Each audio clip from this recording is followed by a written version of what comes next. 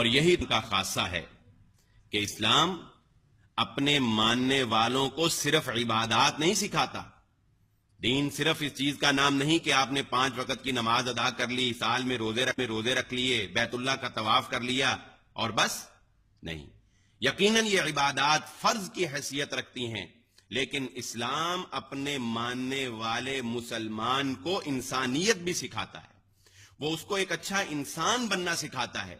ایک مسلمان وہ ہوتا ہے جس کے دل میں انسانیت کا درد ہوتا ہے، جو اپنے بھائی کی تکلیف کو محسوس کرتا ہے اور اس کی دکھ درد میں اور اس کی تکلیف میں مصیبت میں اس کے کام آتا ہے.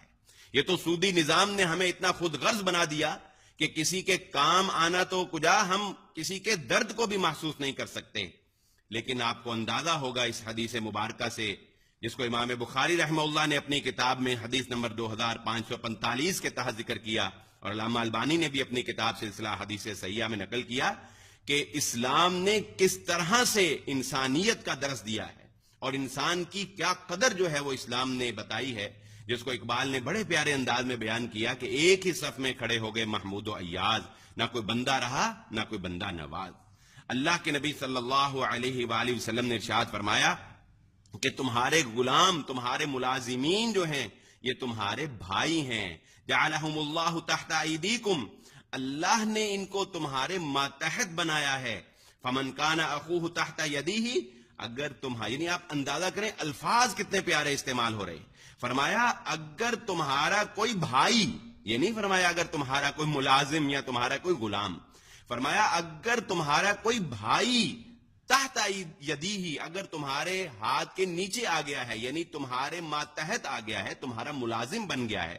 یہ نہ سمجھو کہ تم اب کوئی ایسے انسان بن گئے ہو کہ وہ کوئی نعوذ باللہ وہ کوئی ہیچ ہے، وہ کوئی نیچ ہے اور تم پتہ نہیں کیا کمال کے سرخاب کے پر تم کو لگ گئے ہیں. نہیں، فرمایا فمن کان اخوہ، تمہارا بھائی ہے، کیا کرنا ہے؟ فَلْيُطْعِمْهُ مِمَّا يَأْكُلُ، جیسا کھانا تم خود کھاتے ہو ویسا اس کو کھلاؤ. اللہ اکبر. اور فرمایا وَلْيُلْبِسْهُ مِمَّا يَلْبَسُ، اور جو تم خود پہنتے ہو چاہیے کہ اس کو بھی ویسا ہی لباس پہناؤ.